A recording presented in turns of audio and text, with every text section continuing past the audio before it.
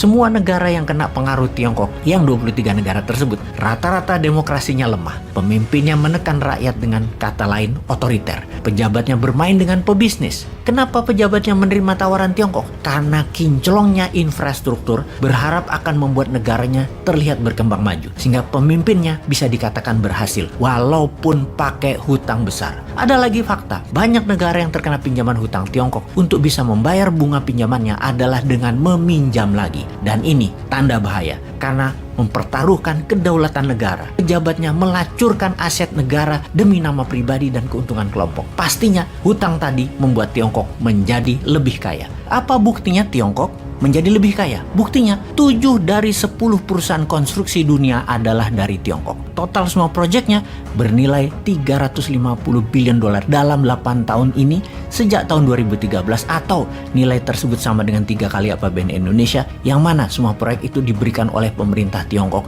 dengan uang Tiongkok. Buktinya lagi, 5 dari 20 bank terkaya di dunia adalah banknya Tiongkok. Bank Tiongkok terlibat dalam 612 proyek di 37 negara senilai 510 billion dolar. Anehnya, proyek konstruksi dan pembiayaan oleh Bank Tiongkok tadi hanya memberikan sumbangan pada GDP nasional Tiongkok tidak lebih 3% saja. What does it tell you? Atau paham nggak Anda kira-kira? Artinya semua ini bukan sumber utama keuntungan Tiongkok, tetapi hanya salah satu strategi untuk Tiongkok menjadi kaya dan berkuasa, karena sumber asli keuntungannya adalah dari apa yang mengisi infrastruktur jalanan dan pelabuhan tadi.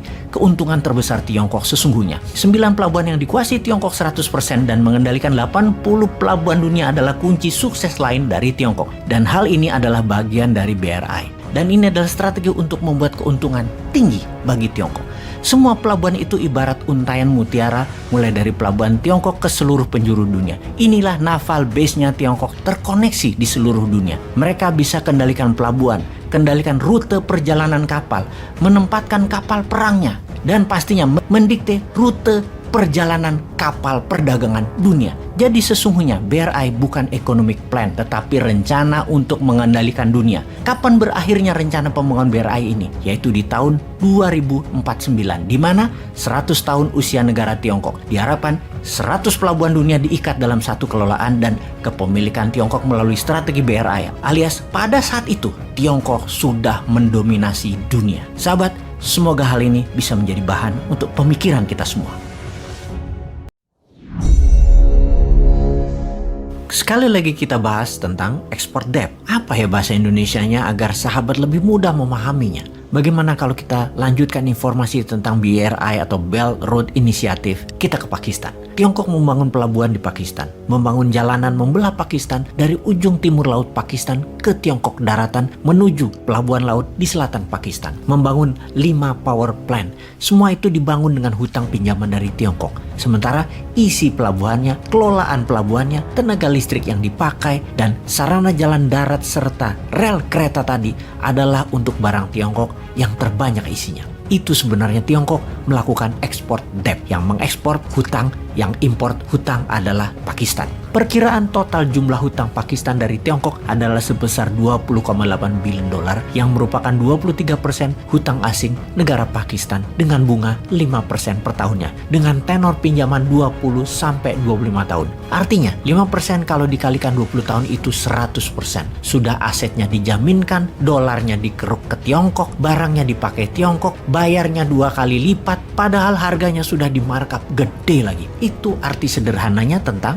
export debt. Kita lanjut. Apa yang terjadi kalau Pakistan gagal bayar hutang tersebut? Maka BUMN Tiongkok akan mengambil alih aset tersebut. Jadi apapun itu, baik bisa bayar pinjaman atau gagal bayar pinjaman, Tiongkok yang kendalikan proyek tersebut. Sungguh, BRI itu bukan hadiah. BRI juga bukan membantu, apalagi menolong, tapi jebakan jahat sebenarnya. Meminjamkan uang untuk sesuatu yang bukan kebutuhan negara tersebut. Meminjamkan uang untuk kebutuhan yang tidak terlalu diperlukan. Memang negara tersebut butuh jalanan, butuh kereta api. Namun Tiongkok jauh lebih membutuhkan sarana itu semua. Itu yang butuh siapa? Yang bayar siapa? Begitu mereka dalam keadaan terjebak dengan hutang yang tidak bisa dibayarkan, maka aset berharga atau strategik aset mereka akan diambil paksa dengan deal yang sangat menguntungkan sang peminjam. Mohon maaf loh ya, informasi ini bukan propaganda anti Tiongkok. Banyak fakta di dunia tentang pengambil alihan aset strategis dan sumber daya alam yang terjadi di banyak negara berkembang yang mendapatkan pinjaman dari Tiongkok yang tidak mampu mengembalikannya.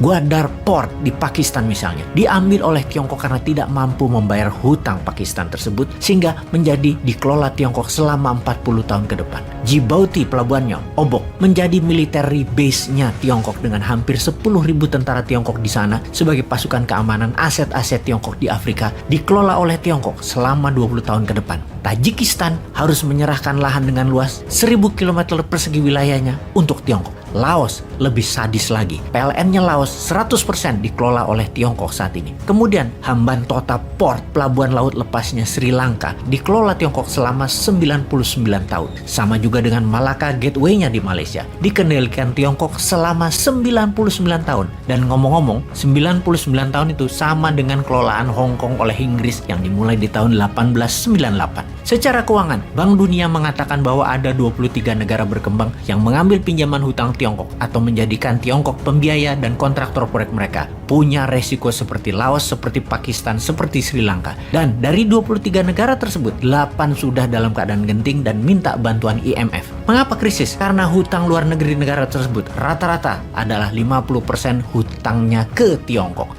Semua negara yang kena pengaruh Tiongkok, yang 23 negara tersebut, rata-rata demokrasinya lemah. Pemimpinnya menekan rakyat dengan kata lain otoriter. Pejabatnya bermain dengan pebisnis. Kenapa pejabatnya menerima tawaran Tiongkok? Karena kinclongnya infrastruktur berharap akan membuat negaranya terlihat berkembang maju. Sehingga pemimpinnya bisa dikatakan berhasil, walaupun pakai hutang besar. Ada lagi fakta, banyak negara yang terkena pinjaman hutang Tiongkok untuk bisa membayar bunga pinjamannya adalah dengan meminjam lagi. Dan ini tanda bahaya, karena mempertaruhkan kedaulatan negara. Pejabatnya melacurkan aset negara demi nama pribadi dan keuntungan kelompok. Pastinya hutang tadi membuat Tiongkok menjadi lebih kaya. Apa buktinya Tiongkok menjadi lebih kaya? Buktinya 7 dari 10 perusahaan konstruksi dunia adalah dari Tiongkok. Total semua proyeknya bernilai 350 billion dolar dalam 8 tahun ini sejak tahun 2013, atau nilai tersebut sama dengan 3 kali APBN Indonesia, yang mana semua proyek itu diberikan oleh pemerintah Tiongkok dengan uang Tiongkok. Buktinya lagi, 5 dari 20 bank terkaya di dunia adalah banknya Tiongkok.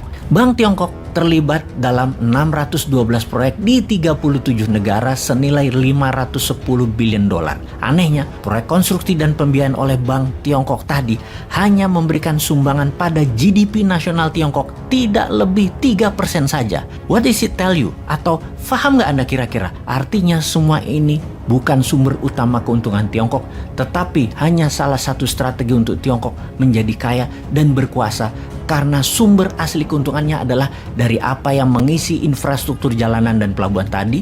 Keuntungan terbesar Tiongkok sesungguhnya. 9 pelabuhan yang dikuasai Tiongkok 100% dan mengendalikan 80 pelabuhan dunia adalah kunci sukses lain dari Tiongkok. Dan hal ini adalah bagian dari BRI. Dan ini adalah strategi untuk membuat keuntungan tinggi bagi Tiongkok. Semua pelabuhan itu ibarat untaian mutiara, mulai dari pelabuhan Tiongkok ke seluruh penjuru dunia. Inilah naval base-nya Tiongkok terkoneksi di seluruh dunia. Mereka bisa kendalikan pelabuhan, kendalikan rute perjalanan kapal, menempatkan kapal perangnya, dan pastinya mendikte rute perjalanan kapal perdagangan dunia. Jadi sesungguhnya BRI bukan economic plan, tetapi rencana untuk mengendalikan dunia. Kapan berakhirnya rencana pembangunan BRI ini? Yaitu di tahun 2049, di mana 100 tahun usia negara Tiongkok. Diharapkan 100 pelabuhan dunia diikat dalam satu kelolaan dan kepemilikan Tiongkok melalui strategi BRI. Alias pada saat itu Tiongkok sudah mendominasi dunia. Sahabat, semoga hal ini bisa menjadi bahan untuk pemikiran kita semua.